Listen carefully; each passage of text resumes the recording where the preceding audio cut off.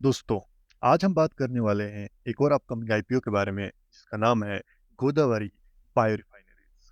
दोस्तों, Godavari bio refineries एक leading ethanol based chemical manufacturer है जो कि मार्केट में लगभग 555 करोड़ का आईपीओ लेके आ रहे हैं। आज की वीडियो में हम इसी आईपीओ के बारे में बात करेंगे, जानेंगे इसकी की डिटेल्स, देखेंगे इसके ग्रे मार्केट के ट्रेंड्स और इस आईपीओ का फुल एनालिसिस करने के बाद हम अपना डिसीजन बनाएंगे कि हमको इस आईपीओ में अप्लाई करना चाहिए या नहीं। तो स्वागत है दोस्तों, आपका हमारे चैनल मुनाफे की ओर में, जहां हम मार्केट का ज्ञान अब तक आसान तरीके से पहुंचाते हैं। दोस्तों, वारा एनर्जीज और दीपक बिल्डर्स का आईपीओ आज यानी 21 तारीख को मार्केट में ओपन हो गया है। इन दोनों आईपीओ का डिटेल्ड एनालिसिस हमारे चैनल पे ऑलरेडी अपलोडेड है। आप ये वीडियो देखने के बाद उनको भी चेकआउट कर सकते हैं। इन दोनों आईपीओ का लेटेस्ट सब्सक्रिप्शन फिगर और जीएमपी हम इस वीडियो की एंड में डिस्कस करेंगे। पहले आइए बात कर लेते हैं गोदावरी बायो रिफाइनरीज के बारे में। दोस्तों, जैसा कि आपको मैं पहले ही बता चुका हूं कि गोदावरी बायो रिफाइनरीज एक leading ethanol based chemical manufacturer है। ये कंपनी बायो बेस्ड केमिकल्स जैसे कि शुगर, एथेनॉल और अल्कोहल जैसी चीजें बनाती है जो अलग अलग इंडस्ट्रीज में यूज होते हैं, जैसे कि food and beverages, pharmaceuticals, organic fertilisers और पर्सनल केयर की चीजें भी इसमें शामिल होती हैं। और ये कंपनी एक डाइवर्सिफाइड प्रोडक्ट पोर्टफोलियो के साथ मार्केट में अपनी पोजीशन बना चुकी है।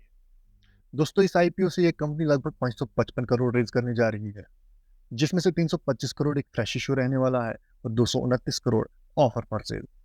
दोस्तों, ये आईपीओ मार्केट में ओपन होने जा रहा है 23 तारीख को और क्लोज 25 तारीख को होगा, जिसका मतलब यह है कि वारे एनर्जीज और दीपक बिल्डर्स वाला पैसा जो है वो आप यहाँ पे भी यूटिलाइज कर सकते हैं, क्योंकि उन दोनों आईपीओ का अलॉटमेंट जो है वो 24 तारीख को आने वाला है और 25 तारीख को आपको उन दोनों आईपीओ का जो है वो रिफंड देखने को मिलेगा।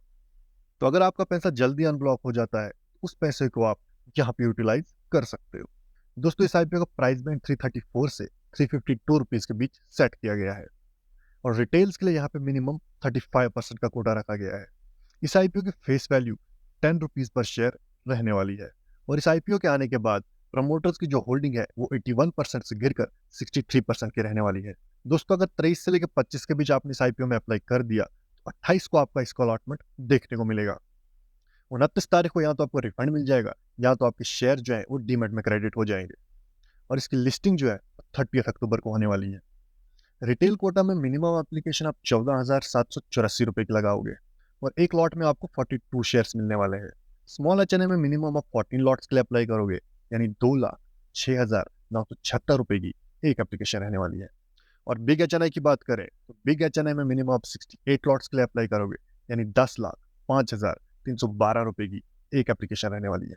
दोस्तों, इसके जीएमपी की बात करें तो ग्रे मार्केट में अभी इसकी कोई भी डिमांड नहीं चल रही। जीएमपी हमको यहाँ पे 0% का देखने को मिल रहा है, क्योंकि दोस्तों इस टाइम पे वारा एनर्जीज ने मार्केट में काफी बस फैला रखा है, तो सारी अटेंशन जो है वो वारा एनर्जीज को मिल रही है। गोदावरी का जीएमपी जब भी एक्टिव होगा हम आपके साथ व्हाट्सएप पे जरूर शेयर करेंगे। जीएमपी और सब्सक्रिप्शन फिगर जैसी डिटेल्स जिनके लिए हर बारी वीडियो बनाना पॉसिबल नहीं होता, ऐसी डिटेल्स हम आपके साथ व्हाट्सएप पे शेयर करते हैं, तो व्हाट्सएप चैनल को ज्वाइन जरूर कीजिएगा, लिंक डिस्क्रिप्शन में है। दोस्तों, अब बात करते हैं गोदावरी की कुछ स्ट्रेंथ्स और वीकनेसेस के बारे में और इसके फाइनेंशियल्स पे भी एक नजर मारेंगे। दोस्तों, इनके पास इंडिया की लार्जेस्ट इंटीग्रेटेड बायो रिफाइनरी है और ये अपनी आर&डी और इनोवेशन के लिए भी जाने जाते हैं। करंटली कंपनी के पास दो मैन्युफैक्चरिंग फैसिलिटीज है, एक बालाकोट कर्नाटका में और दूसरा अहमदाबाद महाराष्ट्र में। ये दोनों फैसिलिटीज एथेनॉल और बायो बेस्ड का प्रोडक्शन करती है। इनके डाइवर्सिफाइड प्रोडक्ट पोर्टफोलियो के साथ ये मार्केट में ऑलरेडी अपनी पोजीशन अच्छी बना चुके हैं। दोस्तों, अगर हम इस आईपीओ के ऑब्जेक्टिव्स की बात करें तो आईपीओ से जो इनके पास पैसा आएगा उससे ये अपना कुछ डेट रिपे करेंगे और जनरल कॉर्पोरेट पर्पसेस के लिए भी इस पैसे को इस्तेमाल किया जाएगा। दोस्तों, इस कंपनी का सेक्टर समझने के बाद और इसका बिजनेस मॉडल देखने के बाद ये कंपनी काफी इंटरेस्टेड लग रही है, लेकिन बात अभी यहीं पे खत्म नहीं होती। गड़बड़ जो है वो अब स्टार्ट होगी। मैं गड़बड़ क्यों बोल रहा हूँ वो आपको इसके फाइनेंशियल समझने के बाद खुद पता चल जाएगा। आइए अब एक नजर इसके फाइनेंशियल पे मारते हैं। दोस्तों, 2023 से 24 के बीच रेवेन्यू में लगभग हमको 16% की गिरावट देखने को मिली है और प्रॉफिट आफ्टर टैक्स में लगभग 37% की गिरावट हुई है। एसेट्स में भी हमको यहाँ पे कोई खास ग्रोथ देखने को नहीं मिली है।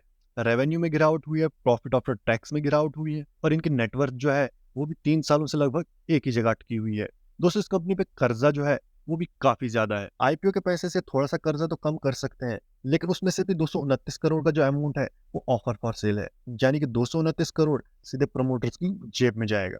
दोस्तों, इसके पेयर कंपैरिजन की बात करें तो इस कंपनी के कंपैरिजन में कई बड़े नाम शामिल है, जो कि गोदावरी के मुकाबले काफी बड़ी कंपनीज है। दोस्तों, इसका पीआर कंपैरिजन निकालने के बाद एक और कंसर्निंग बात जो है वो सामने निकल के आती है। इस कंपनी का पी 120 का निकल के आता है, जबकि इंडस्ट्री का सिर्फ 35 का है।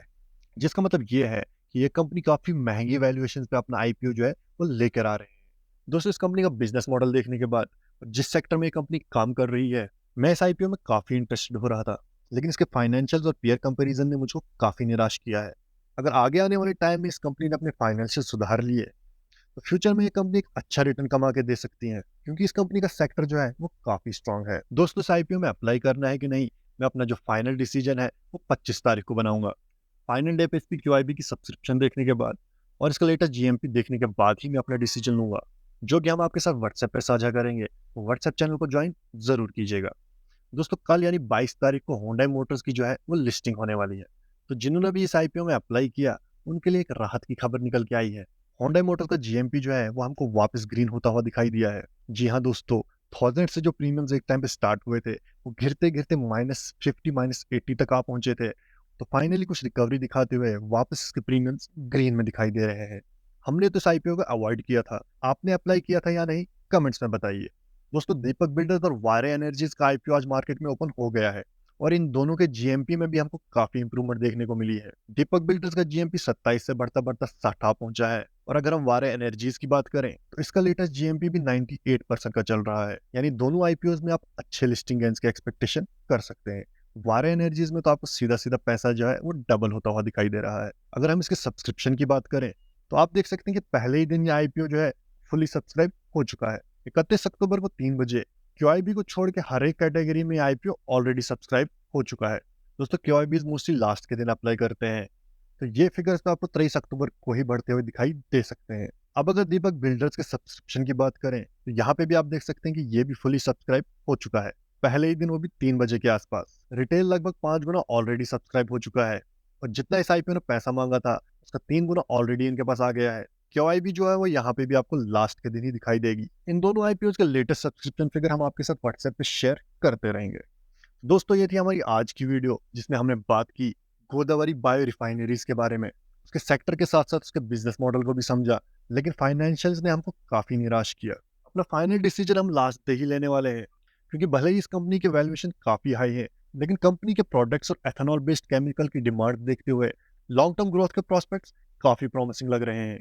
अगर केवाईबीज की तरफ से इसमें एक अच्छी सब्सक्रिप्शन देखने को मिली, तो मैं इस आईपीओ में अप्लाई करने की जरूर सोचूंगा। फिलहाल के लिए मैं इसको इतना कंसिडर नहीं करूंगा, क्योंकि मेरा जो मेन फोकस होता है वो होता है लिस्टिंग गेन्स। लॉन्ग टर्म में भले ही ये कंपनी अच्छा कर सकती है, लेकिन उसके लिए इस कंपनी को काफी मेहनत करनी पड़ेगी, डेट को रिड्यूस करना पड़ेगा, और इनको अपने फाइनेंशियल्स भी सुधारने पड़ेंगे। दोस्तों, आप इस आईपीओ में अप्लाई करेंगे कि नहीं, कमेंट्स में बताइए।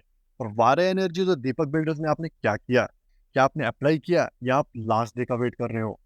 दोस्तों, वारा एनर्जी जैसे आईपीओ में आपको लास्ट डे तक रुकने की कोई जरूरत नहीं है, क्योंकि वो कंपनी बहुत ही ज्यादा स्ट्रांग है, उसके फाइनेंशियल भी बहुत ज्यादा अच्छे हैं, और उसका सेक्टर भी इस टाइम पे काफी हॉट चल रहा है। सोलर सेक्टर की कंपनीज आगे आने वाले कुछ सालों में मल्टी बैगर साबित हो सकती हैं। तो दोस्तों, ये थी हमारी detail discussion Godavari bio refineries IPO के बारे में। तो अगर आपको ये वीडियो पसंद आई हो, तो इसे लाइक जरूर करें। अगर आपका कोई सवाल या सुझाव हो, तो कमेंट्स में जरूर पूछिएगा। अपकमिंग आईपीओ की सारी डिटेल्स के लिए हमारे चैनल को सब्सक्राइब कीजिए। मिलते हैं अगली वीडियो में, तब तक के लिए मुनाफे की ओर बढ़ते रहिए। धन्यवाद।